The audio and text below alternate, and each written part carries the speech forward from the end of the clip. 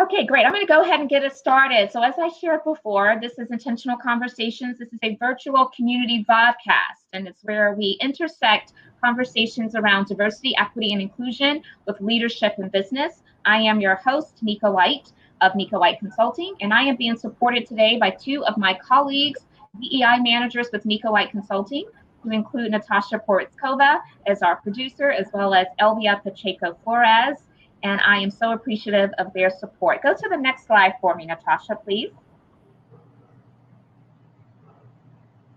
Okay, so I want to remind you that, as I just mentioned, next week is Thanksgiving. And so we are not going to be here for Intentional Conversations next week. I want you all to spend that time with your family in very safe ways and to just love on each other and take that time to just reflect on, even though this has been a really, really tough and hard year, there's so much that I know each of us have to be grateful for. And so I know I'll be doing that with my family, and I hope that you're going to do it with yours. Go to the next slide. But we will return the week after that, the first Friday in December. We're going to be kicking off Intentional Conversations podcast with my friend, Tracy Newkirk.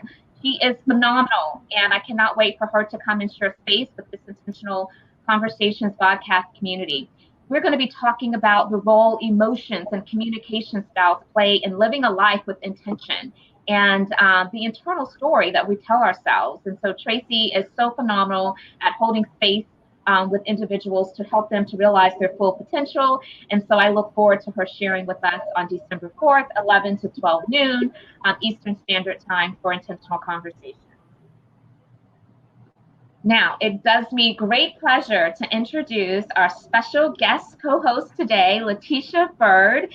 And I'm going to give her a formal introduction like you all know that I typically do before I ask her to come and greet you all in her own way. So here is Latesha's bio. As a certified coach and talent development consultant, Latesha Byrd is the founder and CEO of Byrd Career Consulting. Her work is centered at the intersection of career empowerment, life design, we're going to talk about that, and professional positioning. I love these words. She partners with companies and universities to deliver keynotes, training, coaching, and curriculum centered around cultural engagement, upward mobility, and diversity and inclusion, serving organizations such as Honeywell, Zapier, Duke University, and the City of Charlotte. As a Google digital coach for North Carolina, she leads the effort on providing digital workshops to minority small business owners.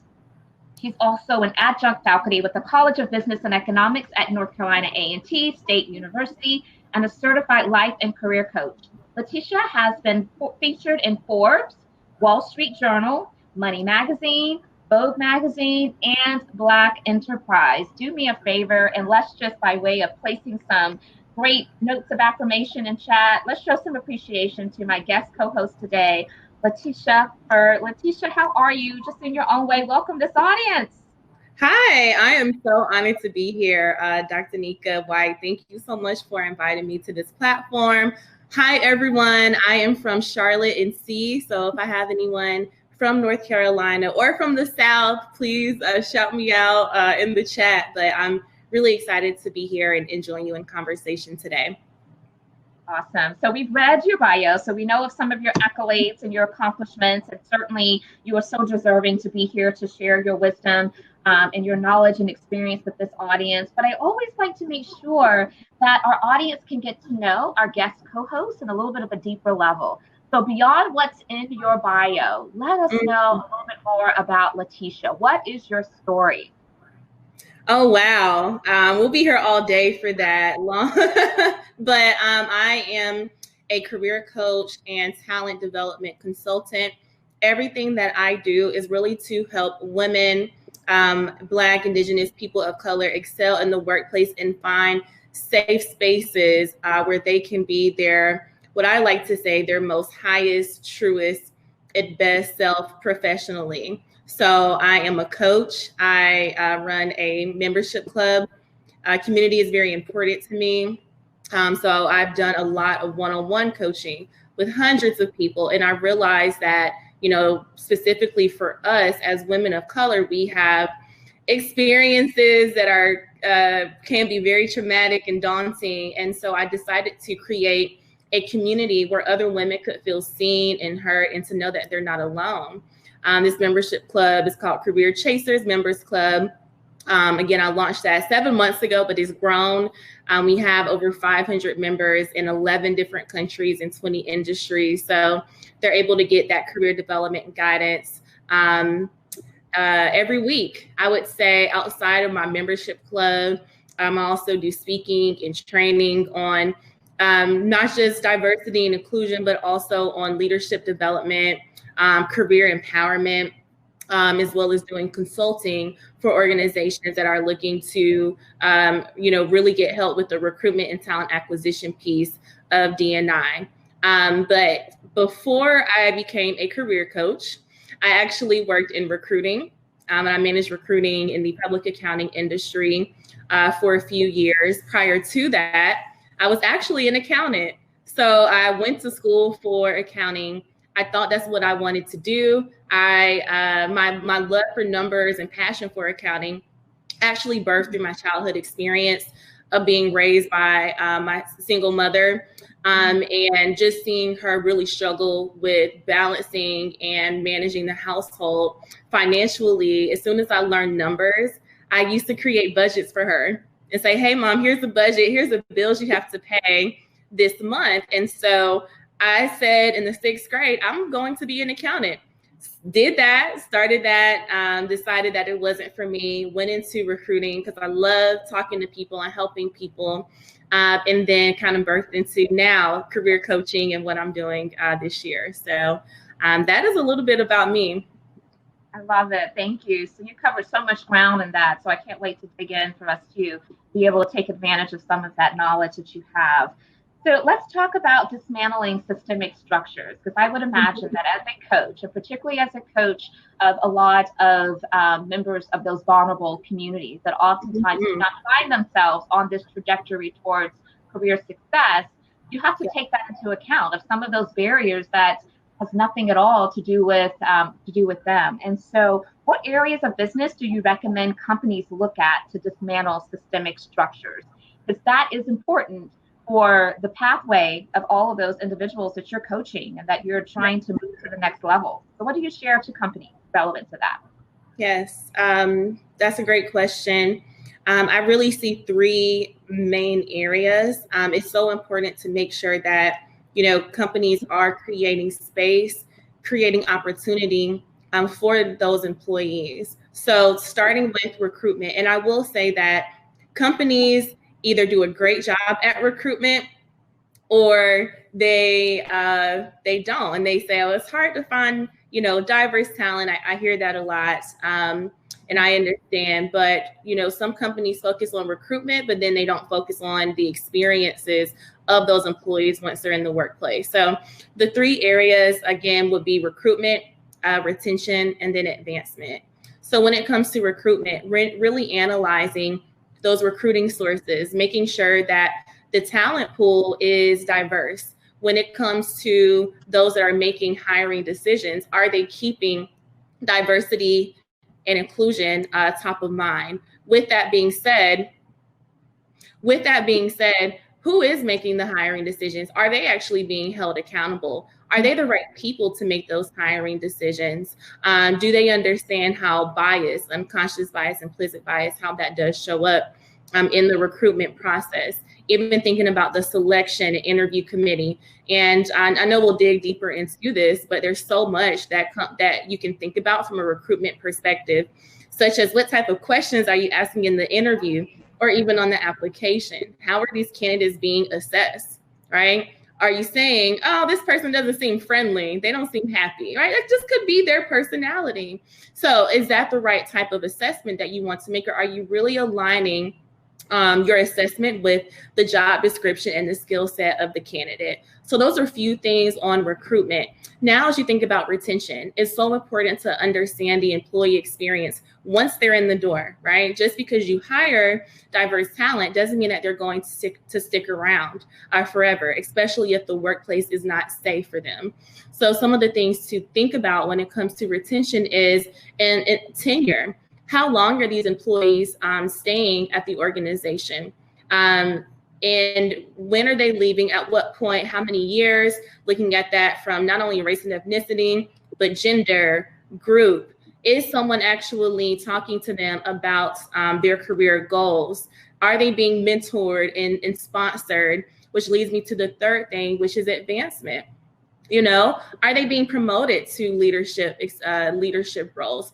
Is someone talking to them about their trajectory at these companies and making sure that they are getting the proper resources and training and development that other employees are getting? Are they having the same opportunities to build visibility within the organization or increase their influence? So those are the three areas. Again, those three areas are recruitment, retention, and advancement.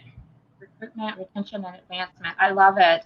So let's back up a second. I want to talk about the job market right now. What is the job market like right now? And I'm thinking about this from the standpoint of so many organizations have become much more intentional about trying to create greater diverse applicant pools. But then we also have the challenges of COVID, where there's, talent right now is like at a high level because many have been displaced because of the economic downturn. What are you seeing in terms of the job market right now? This has been a very unpredictable year with the job market. At the beginning of the global health pandemic, we were seeing and still seeing to this day, a lot of companies putting their hiring on hold. We've seen a lot of furloughs. We've seen some layoffs. But I will say that companies are still hiring, even during a pandemic. I say this all the time because I'm always having to affirm and assure or reassure my clients that there are jobs out there. Now, understand that we are in a digital transformation space. What does that mean? Well, we're having to work from home. A lot of us are now working remotely and digitally. There is a higher reliance on technology than ever before. So what I encourage people to think about, if they have to adjust or readjust their job search, is to think about what tools, what companies, what brands are you actually utilizing more during this pandemic as a result? Likely those companies are hiring. So tech is huge right now. I mean, we all know the tech industry is booming, right? Now, what are the industries that aren't doing so hot? Hospitality is not doing, as great as it used to. The restaurant industry. So again, things have shifted, but the job market, I don't want to say it's booming because it's not, but I will also say there is an influx. There is an influx of job seekers at this moment. So it is much, much more competitive. So I encourage folks to be very strategic, aware of how they're spending their time, the industries that they're applying to, and making sure that they are setting themselves apart from the competition. And with that being said, there are so many ways to get connected with people due to this digital transformation. We have events like, this. There are webinars, there's virtual networking events, there's virtual career fairs. So it does present an opportunity for us to maybe network with individuals that we never would have been able to before. So it is important to take advantage of that as well.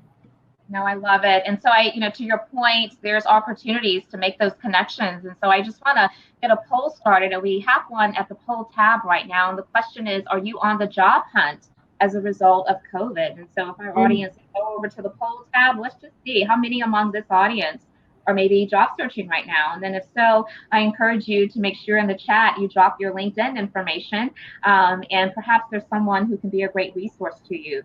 But yeah, I've heard a lot of people say that it's really, really tough and hard. But then I've also heard some employers say this puts us in the driver's seat in many regards, because there's talent out there now that was displaced not because of any other reason than just COVID, but that's good talent, And I think also people are open to the fact that in this remote work situation, you don't have to necessarily be in a physical space where you're proximate to your colleagues to be successful. And so that's opening up, of course, additional opportunity.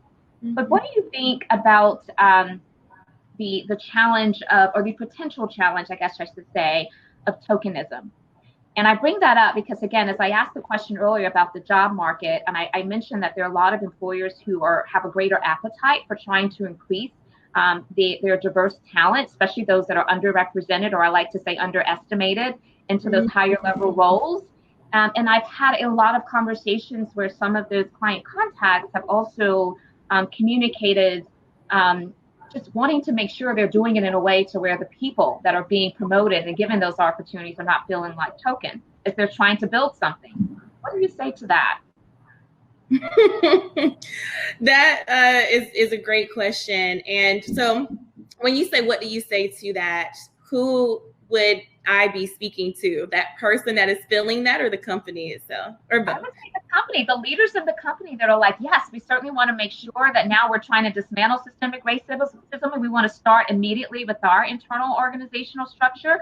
So we want to bring people more into those senior level positions that are a part of, underrepresented populations. But we want to be thoughtful about not doing it in a way to where the individuals who are tapped for those opportunities feel like they are the token, but they also recognize we have to start someplace. And so for a while, they may be the only one. And that is sometimes a real challenge for hiring managers and leaders.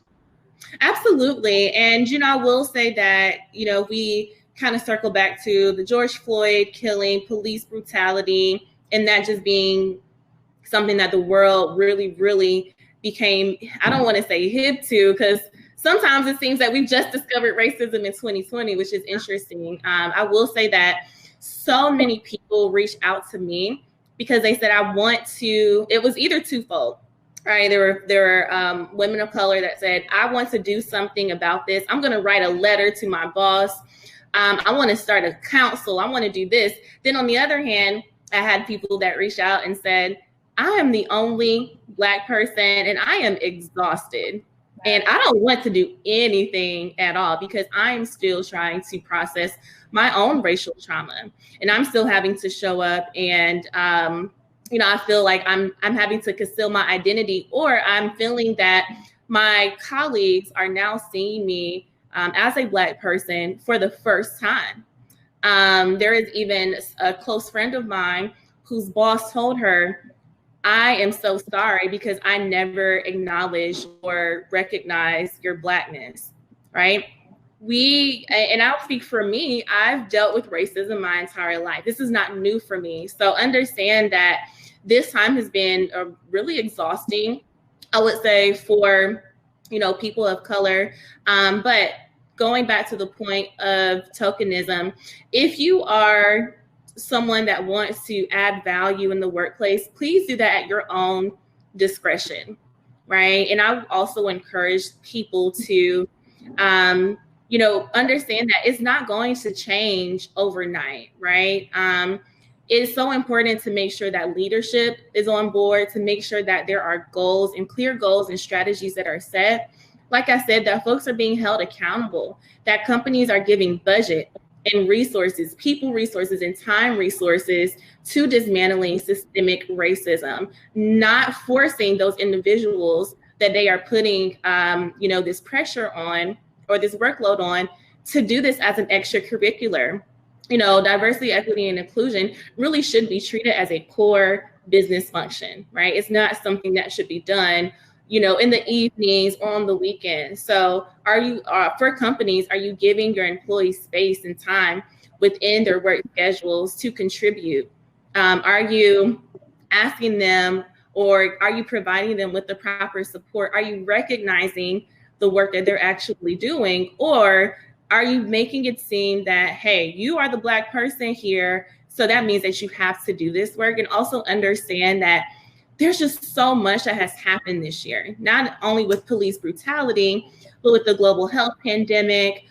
So many of us have literally had to change our whole life. And with that being said, I would love to see companies being more practicing empathy, being more flexible with employees, and understand that not only are people trying to process, like I said, their own racial trauma, they may have issues going on at home.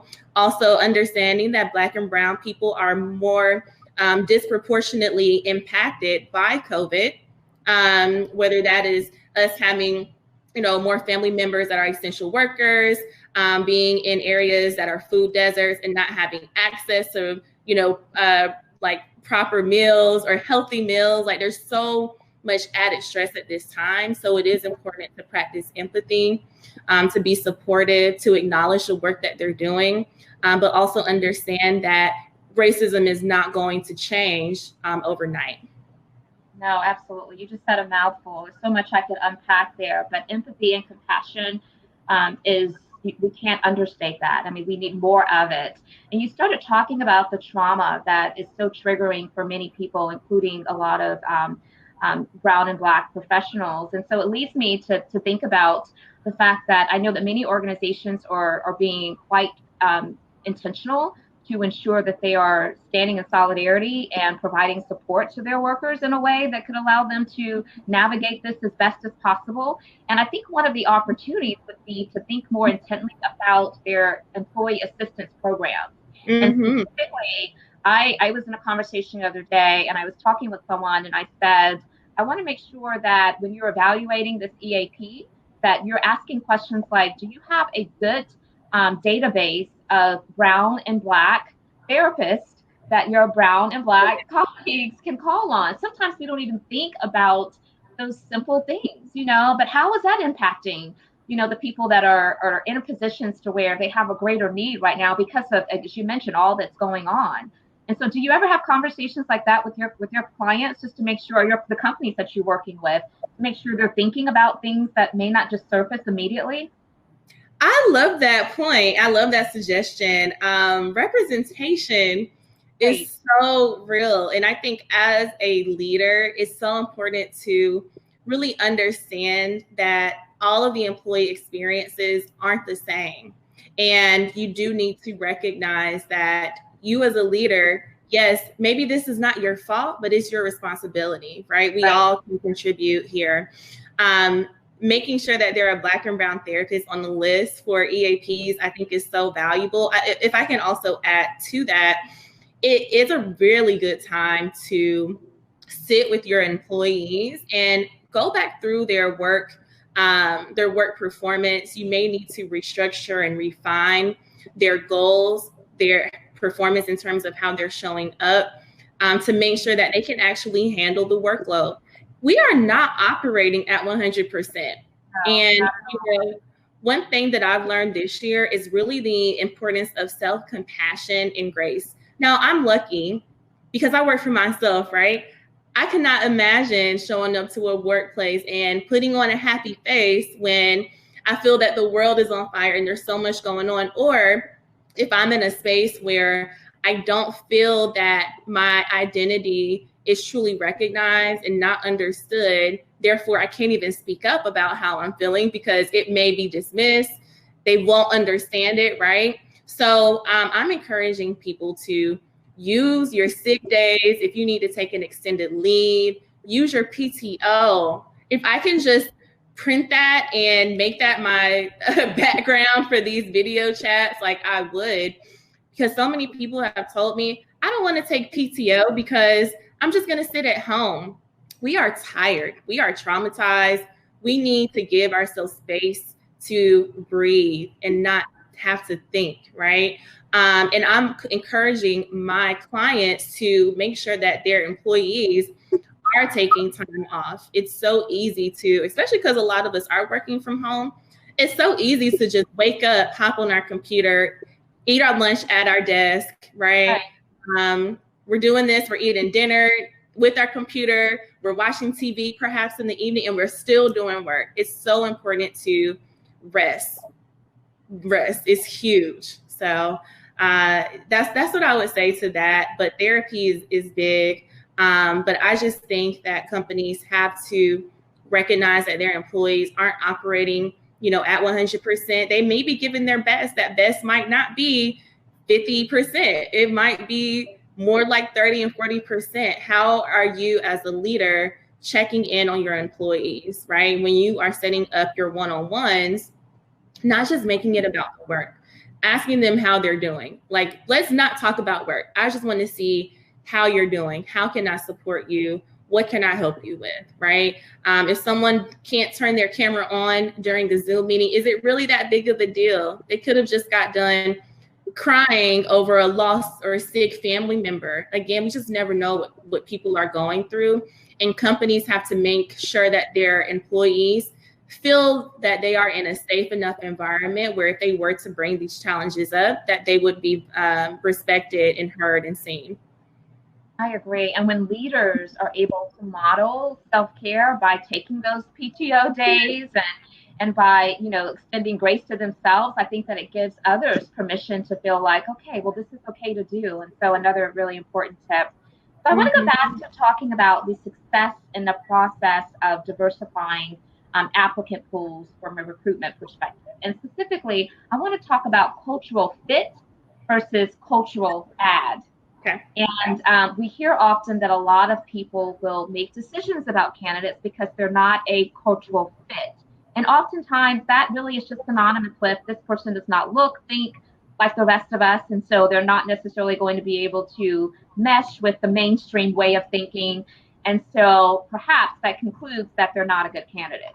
And my colleague and I, Natasha, who's supporting today as our producer, we often talk about how we need to get people to be much more willing to think about it as cultural add. And so is that something that comes up into your conversation with some of the companies you work with? Absolutely. That is the number one question. Number one question is, one, how do we hire for not culture fit? How can we make sure that our recruiting processes aren't exclusionary? And with that being said, I am also encouraging my clients to think about culture add and not culture fit. If you look around and everyone on your team looks the same, if it's a homogenous team, ask yourself why, right? As intentional as we have to be about hiring talent or diverse talent, you were intentional about hiring people on your team that either looked like, talked like, and it's easy to do, right? Because if we think about the different biases that show up, especially in recruitment, we have affinity bias, which is the tendency to like people or to be drawn more to people who we can really assimilate with, who are more familiar. And that does become harmful and dangerous if you don't have a diverse team in terms of experience, skills, in terms of opinions, and thoughts. So companies ask me all the time, how do we find diverse talent? We don't know what we're doing here. We know we need to, but what do we do? So I encourage companies to tap into diversity recruitment firms, tap into the associations and organizations that have that diverse talent. There's the National Society of Black Engineers, National Association of Black Accountants. There are so many organizations like that where you can really tap directly into that diverse talent. But I'm with you. Hiring for culture fit, it really is so much more harmful, than we think. No, absolutely. So what should organizations look for when measuring equity of retention? Equity in the retention process. What should they be considering and thinking about? So equity in the retention process. There's so many types of equity we can look at. I want to talk about pay equity. For one, we just celebrated Latina Equal Pay Day. That was at the end of October. I don't want to say we celebrated. We more so recognized. Yeah, awareness.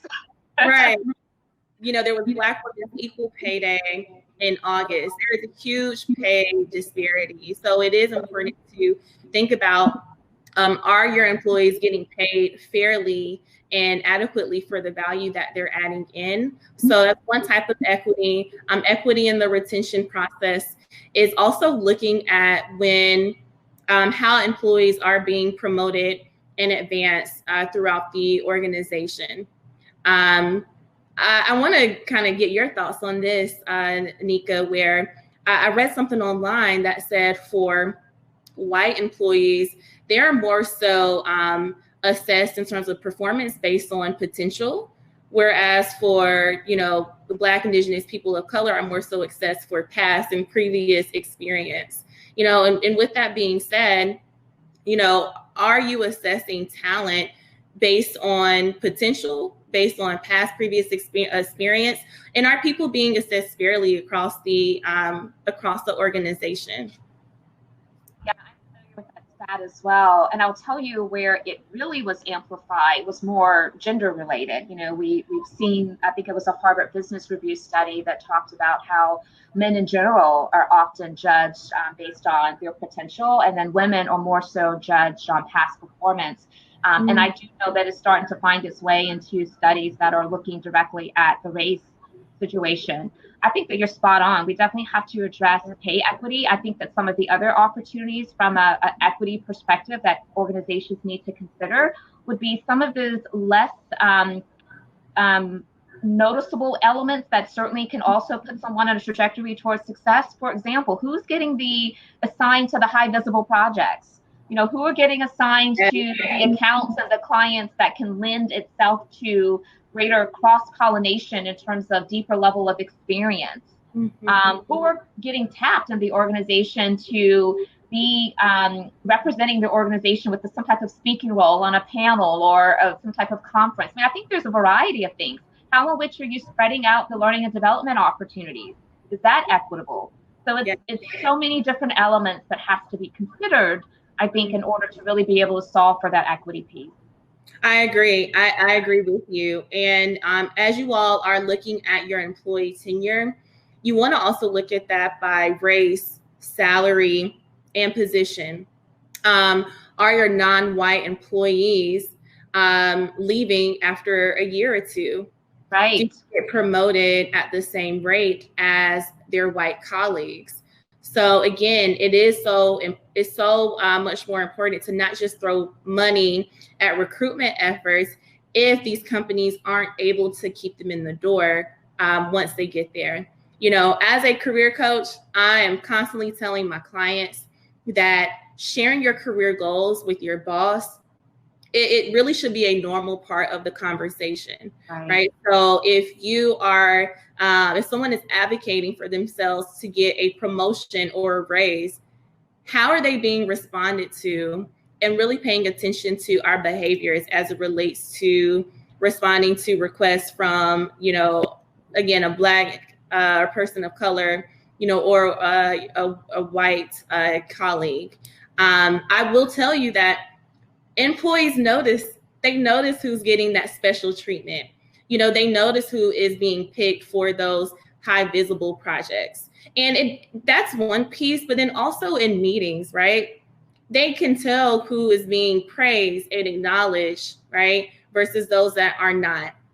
And I think too, if you notice that you have some employees that maybe are a bit more shy or quiet during these meetings, they may not be quiet in real life. Again, they just may not feel comfortable enough to speak up because perhaps they spoke up one time, they were completely ignored or dismissed. Maybe they were cut off and someone else shared that same thing and they were the ones that got recognized for it. So I think there's just so much to think about in terms of workplace treatment and how we are allowing our employees and supporting our employees to show up as themselves.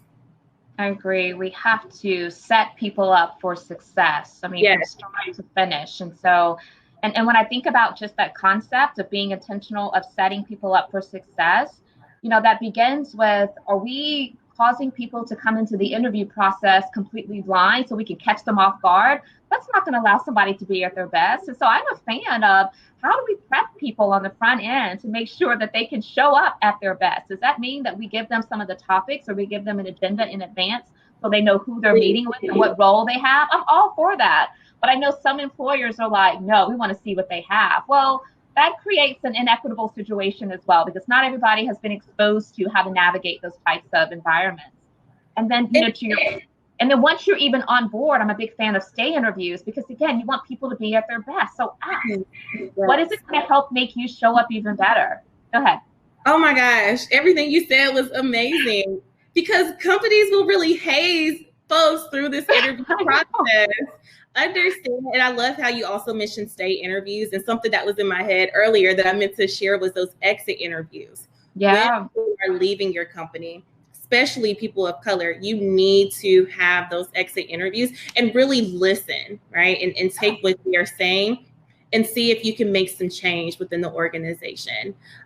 With that being said, in the interview process, understand that it's a two-way street. Give people the opportunity to ask their questions as well. I really can't stand when companies will interview someone and not allow the interviewee to ask any questions at all. They might leave 5 minutes at the end. You can only get through perhaps one question.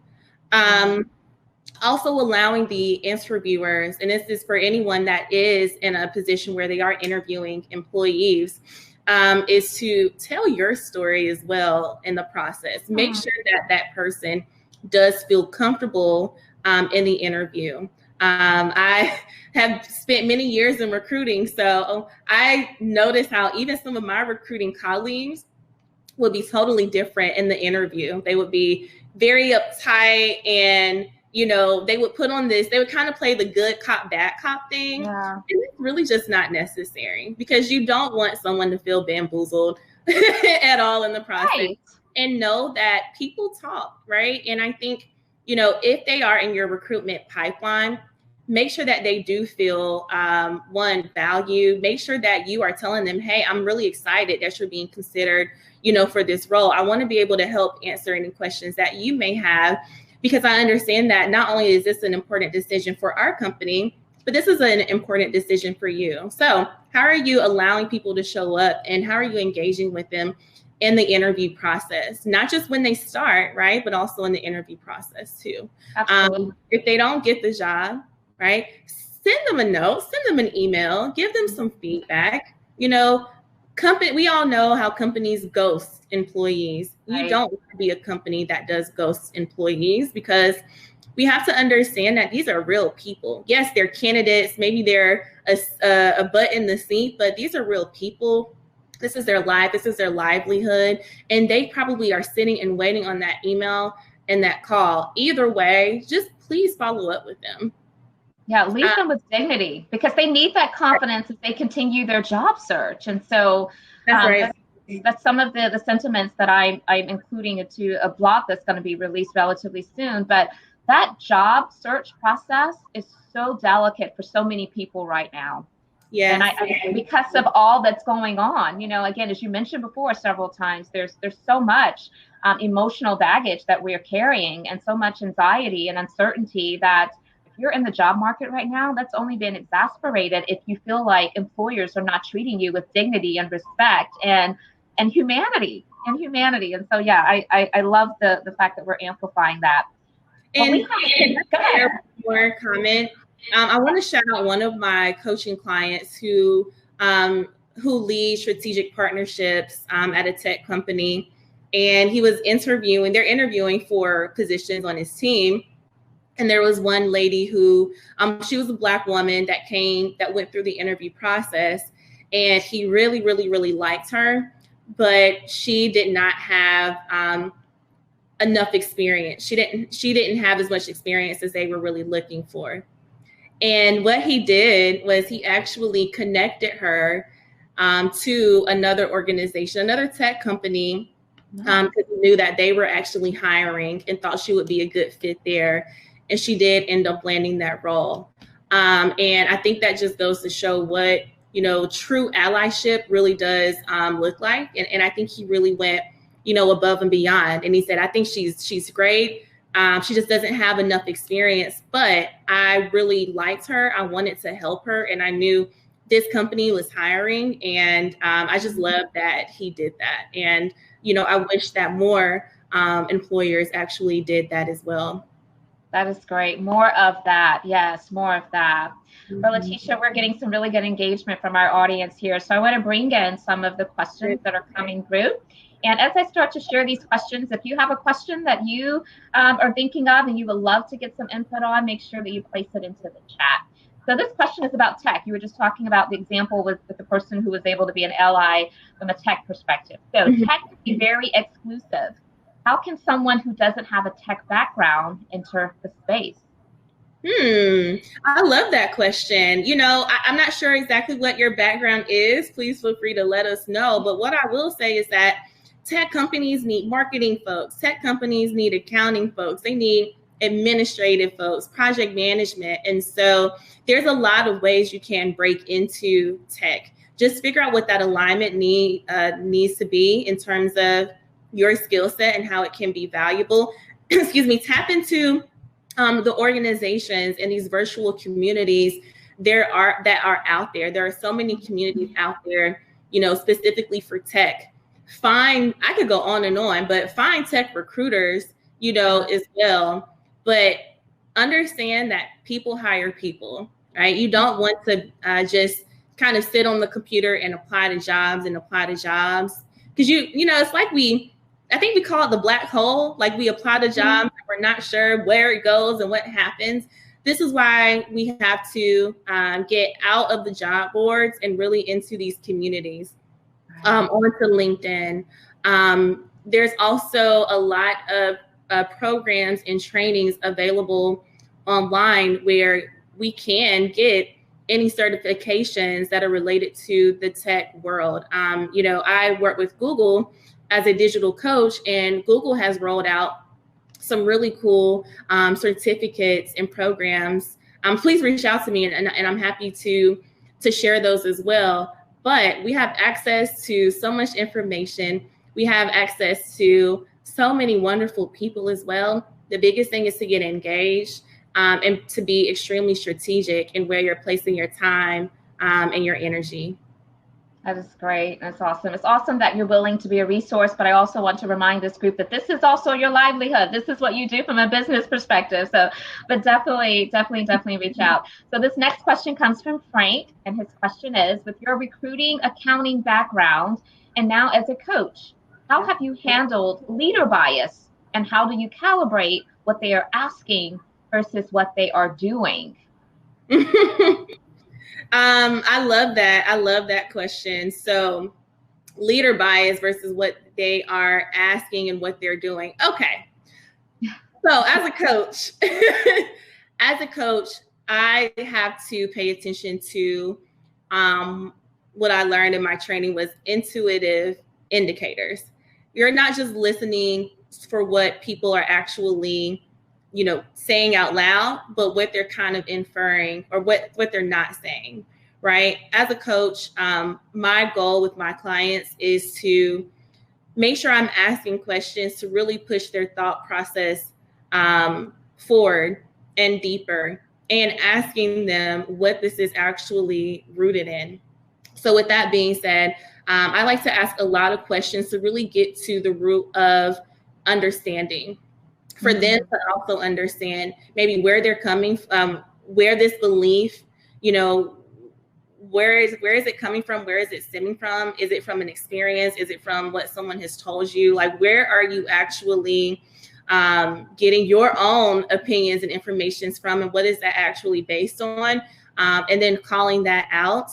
I will say that, as a leader, I think you said this earlier, Nika, but leading by example too, is huge. And so I am constantly telling my clients you have to lead by example. You can't just do, or you can't just tell, you also have to do. So how are you actually doing that?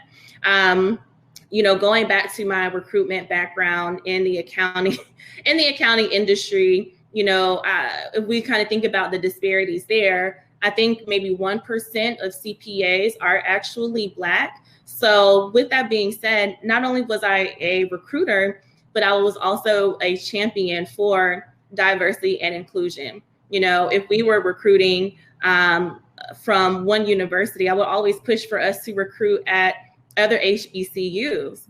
And if people make judgments or if they make comments about talent from HBCUs, or perhaps them not having the same skill set, I would call them out on it. One thing about me is that I don't shy away from having those difficult and tough conversations, but I do it from a place of I actually want to help to move the needle forward. This is not an attack on you, right? This is not an attack on, your thought process at all. I really want to focus on the solution, right? Focus on the solution and then not the person. And that's been really valuable with me being able to work with leaders and helping them to also counter their own biases and how they show up every day. No, I love that. Choosing courage over comfort is something that will serve all of us well during this season of so many social complex issues that are creating a lot of anxiety and uncertainty. So I appreciate your bold leadership in that regard. And whether we want to consider it bold or not, I think it's part of our responsibility as people that value inclusion and equity. If you see something, say something. Respectfully call out those behaviors. And notice I said call out the behavior and not necessarily call out the person. There is a difference.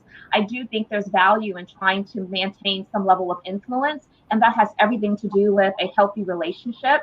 So I think it's all about the how, but it shouldn't be a question of the what. You need to do it, but because sometimes we don't know what we don't know, even as leaders. Bias it doesn't, it has no respect of whether or not you are the seasoned professional or you're someone who's kind of green and new into an industry or to a discipline. So I love that. Yeah, it's not always going to be comfortable, and I think we have to be okay with, sometimes we make ourselves uncomfortable or we sit in our own discomfort because we don't want someone else to be uncomfortable, and let that go, right?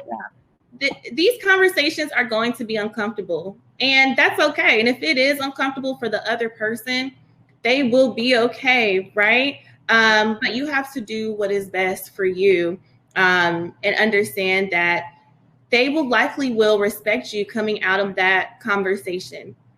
They may not know what to say in that moment. They may feel uncomfortable, but I will tell you that for those difficult conversations that I've had, for making people feel uncomfortable, but in a, supportive way, they've always come back to me and they've actually thanked me for it. Yeah. Good lesson there. So this next question comes from Julie, and Julie is asking about age. She says, I am 74 and was just asked to produce a YouTube video to submit with application. From a hiring perspective, that felt somewhat intimidating. Thank you so much for your question, Julie. So what would you say to Julie, Latesha? I would say, Julie, you got it. Like, you got it, Julie. Yes. Do it. It's going to be great. Don't worry about age. You focus on the value that you bring and you let that shine through. YouTube video. Yeah, I love YouTube. Actually, YouTube is great because you can actually YouTube tips on creating YouTube videos, I would encourage you to practice as well. Practice in the mirror, record yourself using like a Zoom, a FaceTiming a friend. There's a tool that I like called Loom, Loom, where you can actually record videos. You can screen share. I'm not sure if you're having to do like a presentation or anything of that nature, if it is just a straight, maybe like a video pitch, but definitely practice. Practice makes perfect. The way that you show up on video, even in practice, is how you're going to show up, in real life is what I like to call it. I think a lot of us have, even for me as a speaker, I'm used to doing all of my workshops in person, right? And so I've actually invested in, a public speaking coach. Her name is Shahara Downing, to help me understand how I need to show up virtually so that I can get comfortable in front of the camera. So, invest in those resources, give yourself some grace, focus on your value add, script, practice makes perfect. Practice with your friends, family members, get their feedback. And then all you can do really is do your best at that point. I will say too, and Nika, I'm curious to hear your thoughts. I love having little cheat sheets, when I do have a video presentation or a workshop or interview, something of that nature, where I have a board right behind me here and I have notes written up there so that I can always go back and reference those. The cool thing about doing things over via video, Of course, you want to make sure you're looking at the camera, but you can kind of shift your eyes to maybe where your notes are, and it's not as awkward. But when you're doing things in person, you're really not able to take advantage of that. So, Julie, I hope that was helpful. I wish you the best of luck, and I know you're going to do a wonderful job. Julie, you have this, and you have a team of people here that are rooting you on. We want to hear about how it goes. But no, you're right, Latesha. So I'm sitting here, I've been looking down a lot because I have my intentional conversations prep document that my wonderful producer prepares for me, and she does every single week with all of the questions. And so, yes, I'm looking down to stay the course. And so for all of you who think that I'm just shooting it from the hip, no, right. Not at all. Not at all. So I love that, those suggestions that you provided to Julie. Hopefully that is helpful. This next question is Sophie. Companies more often than not only promote those who advocate for themselves or only promote employees if they bring it up first. For example, if I worked for a company and never thought to ask for a promotion, could I still be considered for a promotion by this company? What is typically standard or common? That's a good question, Sophie. I have my thoughts. You go for it, Latesha. I want to hear what you have to say. I'm a student now. I want to hear your thoughts too. I'm like taking advantage of this conversation with you to learn from you as well. We have to advocate. We have to self-advocate. Man, and I use that word. I say that at least 20 times a day. Self-advocacy is key. She's right. Sophie, you're right. Those that do speak up more, they're the ones that are getting promoted. You know, those that speak up more maybe likely feel a little bit more comfortable, right? Understand that there will be some discomfort, you know, when you are self-advocating. I like to call it a humble brag. Yes. So for women, we have to self-advocate. Don't let your work speak for itself. And the reason why is because your work doesn't talk. Your work doesn't talk. You have to talk about what you're working on. Remind people of what you are working on in the team meeting. Set up recurring one-on-ones with your boss and manager. Make sure that you're keeping yourself and your work and what you need really top of mind. You can't put that on your employer to tell you when it's time to get promoted, when it's time to get a raise. Don't be afraid to ask for those things, right? And if the answer is no, it's not a no. It's more so of a not yet, right? So if you do ask for a raise or a promotion, first, I actually want to say no, it's never too late. Never too late to ask. But ask in a way of service, right? Ask in a way of, I want to provide value here at this company. I love working here. Focus on solutions as well, which I mentioned, earlier. Here is how I want to, or here are some of the challenges that I've noticed. Here is how I would like to continue to add value and contribute, and here are some solutions, but also take a look at, or here's what I've done in the last year, in the last 90 days. And I want to set a plan and a path so that I can know what it will take for me to continue to add value and also to, work towards getting promoted. Ask for a timeline so that you know when to follow up, right? But you do have to put it out there. And if you don't speak up for yourself, if you're waiting around for them to say something, what I've seen happen is that we can start to build, some resentment towards our companies because they're not recognizing our value fast enough. So don't put it all on them. I also would encourage you to, step out of your comfort zone and speak up for yourself as well. And that's for any of you all that are listening. Speak up for yourself. If you have other colleagues that are coming to you, with this same challenge, encourage them to speak up too. And think about how you can be an ally, how you can be an advocate for them as well. No, I have really nothing to add, especially from the perspective of someone who's in that predicament, like the question that Sophie proposed. But here's what I will say. I think this is also an opportunity for us to address those hiring managers, those supervisors, those leaders. Recognize that is a hard place to be in an organization to where you're grappling with, I certainly want to have this conversation because I think that it's necessary and it's valuable, but I'm afraid to. There could be a lot of stress that you could relieve those individuals from by just, in your weekly or your quarterly check-ins, make it easy for them to broach that with you, and pay closer attention to where you feel like from a timing perspective and just from a delivery perspective in terms of outcomes, that someone is at a place to where it's deserving of at least exploring that conversation with them. So I remember I just felt that it was always like, oh gosh, this is hard, it was difficult, but I was always told, I had people that were really in my corner that prepared me for, no, you need to speak up, you need to make that known, you can't just assume that people are now going to put you on that path, Right. And maybe it's the marketer in me, but I believe in the PR can be our friend. And I know that particularly for women, PR can be hard for us because we feel like we don't want to pat ourselves on the back, but there's power in that. And there's a way to do it without having to feel as though now I'm forcing some of my accolades and my experience on others. And so now I've appreciated this conversation. Yes. Then, yeah, go ahead. Just one more thing to understand that you are adding value, right? It is a fair exchange. It's not like you're asking because you're going to do less work, right?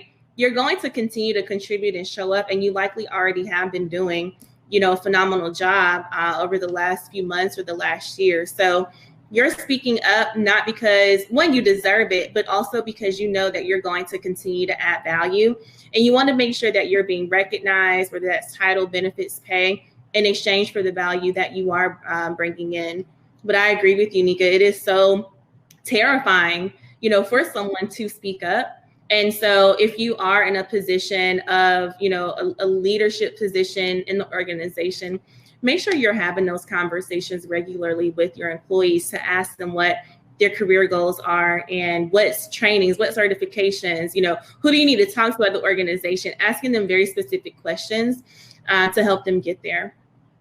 Absolutely. Well, this conversation has been so rich. We're almost at the top of the hour, but I'm going to try to squeeze in this last question because I know that this will gain a lot of value to our audience members. But what books would you suggest for further learning? Yes, I have some books right behind me. So let me grab them. I have, let's see. Let me grab this one. There's lots of books behind her. I have like 70 books at home, all over my house. Books I think just bring good energy. The Memo by Minda Harts, which is a great read. Yeah, we're all familiar with that one. We've had Minda on before, but it's a great book. Yes. Shout out to Minda Harts. I would say if you're wanting to become more familiar with just D&I terminology in general, Diversity in the Workplace is a great read by Barry Williams. And so this is really to help if you want to create an inclusive working environment in your organization. And then I would be remiss without including any type of employee or book for employees, which is The First 90 Days. The First 90 Days. This is for anyone that is joining an organization, hopping into a new leadership role or leadership capacity, or if you really just want, let me make sure it's in the camera. Or if you just really want to rebrand yourself within the organization. It talks about how you can maneuver strategically and intentionally within your company. And so I have so many books, but that's really where I would start. No, that's awesome. That's awesome. Thank you so much. And then all of those resources are in the chat area. So my team is amazing. So you don't even have to go hunt for them. You can just literally leverage the chat and get those resources. So Latesha, this has been great, an hour packed of really good information that you have deposited to this community, and we cannot thank you enough. I always say that when our guest co-hosts accept our invitation, I don't take that lightly. You could be doing a million things right now that you saw fit to share with this community, and we are grateful for that. Look forward to continuing to support you in your journey ahead as well. And thank you to this audience. I'm so appreciative that you have joined us for learning with and from each other. And I hope that you will return not next Friday, that's right, it's Thanksgiving, the Friday after that, December 4th, where we're going to have Tracy Newkirk as our special guest co-host. I hope you all have a great weekend and a fabulous Thanksgiving, and we'll see you on December 4th. Thank you all so very much. Bye-bye. Thank you.